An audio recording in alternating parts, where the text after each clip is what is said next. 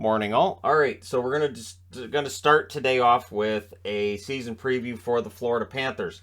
The Florida Panthers coming off of their best regular season in team history, winning a President's Trophy, which of course, yes, that means you don't win the cup, but you may win the cup after. And so Florida is one of the tops in terms of the odds to win the Stanley Cup for next season, and I understand why, because this team looks pretty good. Although the amount of new faces and the amount of exits is alarming for a team that finished at the top of the standings. But this is Florida. So last 5 seasons, as I said, they've gotten into some regular season success they haven't enjoyed before. 2017-2018, they were 44, 30, and 8. They were 14th in goals for and 18th in goals against. So right around middle of the league, but it felt like they were really building up to something. And then they had a letdown in 2018-2019. They finished 36, 32, and 14. Ninth in goals for, so not much trouble in the way of scoring, but 28th in goals against. And that theme would continue into 2019-2020, where they finished 35, 26, and 8. They were 7th in goals for, 28th in goals against. They lost the play-in round against the New York Islanders, and Florida it just doesn't work. 2020-2021, they finished 37, 14, and 5. They were 5th in goals for and 8th in goals against. So now you're looking at the first season here where they're seen as a contender, but they only played against their own division. They still didn't get out of the first round. There were some who wrote it off as being a fluke or a one-year thing. Last year, they proved any of that talk to be wrong. 58, 18, and 6, first in goals for and 13th in goals against. Goals against, a problem. And all season, it felt like I was talking about their need for comebacks and just the way they were playing and this crazy back and forth style. Just, it's exciting hockey. But in the playoffs, it's not the style of hockey that anybody plays that wins in the playoffs.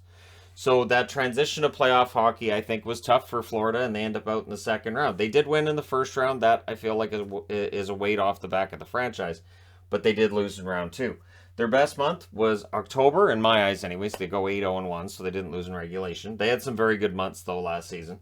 And their worst month, February, they were 1 game below 500, 3-4, but noteworthy is it's just a 7-game month, and all the other months with a lot more games, they had a much better record. So when we look at the exits list, it starts off with Claude Giroux, who went to Florida. He felt like that was his chance at a cup, leaving Philly. Now he's gone to Ottawa, which is an interesting choice, and we'll see how things go for Giroux there. Jonathan Huberdeau, of course, traded with Mackenzie Weegar to the Calgary Flames. Losing Weegar, I think, is going to hurt their blue line. I do. We'll see how things turn out for them this year. They've added some other players. It's possible they'll be just fine, but I think they'll miss Weegar. Mason Marchment ends up going to Dallas. I think that's a huge signing for Dallas. I think that is a loss for Florida in terms of depth. Noel Acciari, who had an injury-riddled season last year, has moved on. Ben Sherratt as well. Sherratt going to the Detroit Red Wings. So a lot of guys gone from last year's team. So the new faces, of course, famously, Matthew Tkachuk, power forward, 100-point player, all the wonderful things that you've heard about him if you're a Florida fan, they're all true.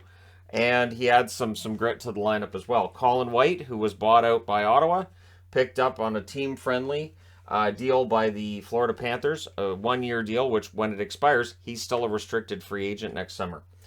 Nick Cousins, Rudolph's Balsers have been added for depth up front.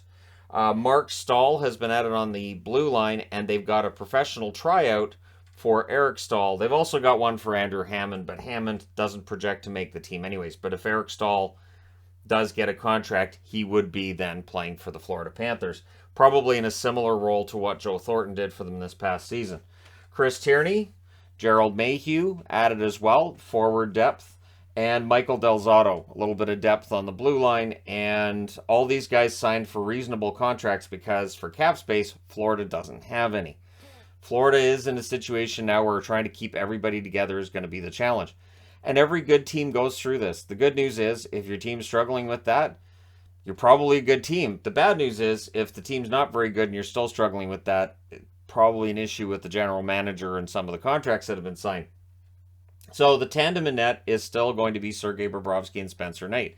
Spencer Knight had an up and down season. I think he's going to be better this year because goaltenders can take a little bit longer to get themselves situated in the NHL and have that consistency. I'm still optimistic when it comes to Knight.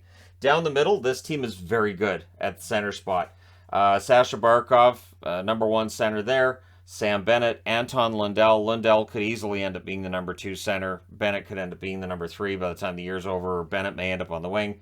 And Eetu Luostarinen, who I think was very solid for the Florida Panthers and provided them with a different look. That whole bottom 6 for Florida was really quite dynamic, and it'll be interesting to see with the changes that have happened up front how different that top 6 and bottom 6 are going to function this year. So the channel vote is pretty optimistic. More than half on both channels believe that Florida is going to be top 2. 54% on the main channel, 55% on the backup channel. 40% believe that they're going to be 3rd or 4th on the main channel, 39% on the other channel. I'm guessing that anybody who put them as 3rd or 4th believes that Tampa Bay and Toronto are going to be 1-2, which is possible. But remember, Tampa Bay, not a team that's been overly concerned with where they finished. They were 3rd in their division their last 2 years. They still get to the Stanley Cup Finals. So would not be surprised to see Florida and Toronto in the top 2 again. 4% have them 5th or 6th on the Hockey Guy channel, 2% on Entertainment Guy, and reverse. It's 2% on the main channel for 7th or 8th, and 4% of people hate the Panthers on the other channel. So 18,000 plus votes on the main channel, 999 at the time I checked the Entertainment Guy stats, so almost 1,000. And it is, again, remarkable how you have 18 times the vote on one channel over the other, and the numbers are almost identical. So again, it takes out that margin for error. And there you go. Polling works pretty well there. Your Stanley Cup odds, plus 900. So really good odds that in the eyes of the odds makers that Florida is going to be a Stanley Cup champion. Mentioned their cap space being none. We'll talk about their defense. I've done something different with Florida's defense. Because top 4, most teams, there's a real split between the top 4 and the next 2. And really with Florida, I don't see it. So you have Gustav Forsling, who has been remarkable for Florida the last couple of years.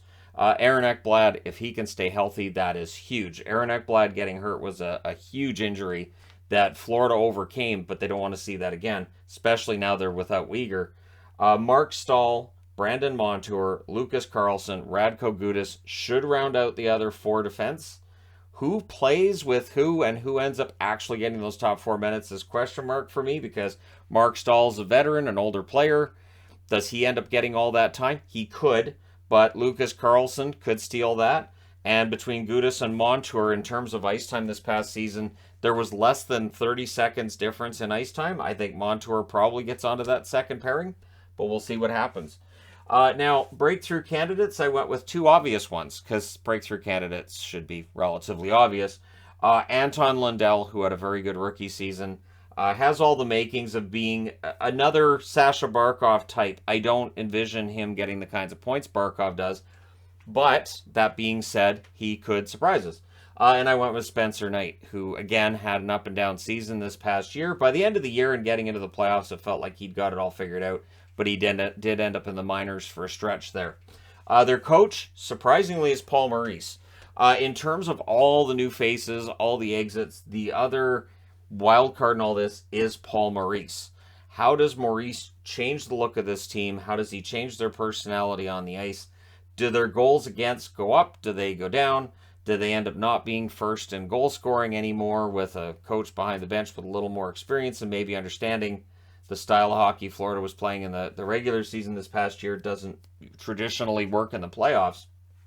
I say traditionally because it has worked in the past, but it's not easy.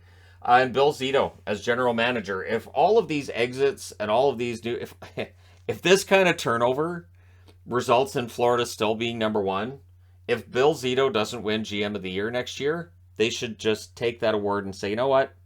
It's fine. We're just not going to have that for a while.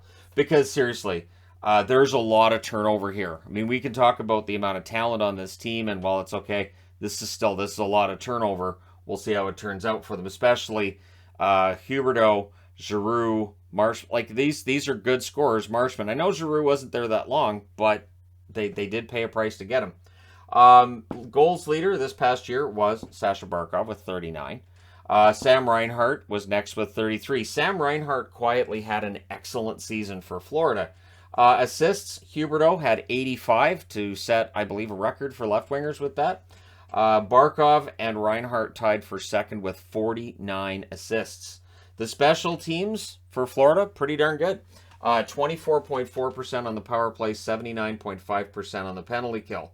Expiring contracts, players who may end up on their way out. There have been rumors about Patrick Hornquist getting traded for a while now. It still hasn't happened yet. Radko Gudas, Mark Stahl, who's in on a one-year deal. So are Gerald Mayhew, Chris Tierney, and Michael Del Zotto. And it's one of those things that Florida's likely going to have to do for a while, as long as they're right up against the cap. Once the cap makes that explosive upward trend happen, in I guess 2 more seasons from now, we should see that huge growth in the cap. We may not see teams having this struggle to put together a roster anymore, which would be nice. But there's definitely, you can see the budget coming out, and when you see the players that are leaving, the players that are coming in, and you understand when you don't see cap space for the team that's bringing these guys in, why this is happening. So we'll see if the Florida Panthers can be just as good this year as they were last year, if there's some fallback. But let me know your thoughts in the comments section below. As always, don't forget to hit like and subscribe. If you're browsing your way through, you just happened upon this video. I'm wearing this hat because I did see the leaks. There were leaks from Fanatics yesterday on the reverse retro. I don't know why they release all those images early, but yeah, there was some serious leaking from Fanatics. So thanks, Fanatics. Anyways, there you go. Let me know your thoughts, your predictions with the Florida Panthers. Don't forget to hit like and subscribe. If you're browsing your way through, you just happened upon this video. Thank you guys so much for watching, for all your support. I will talk to you again soon.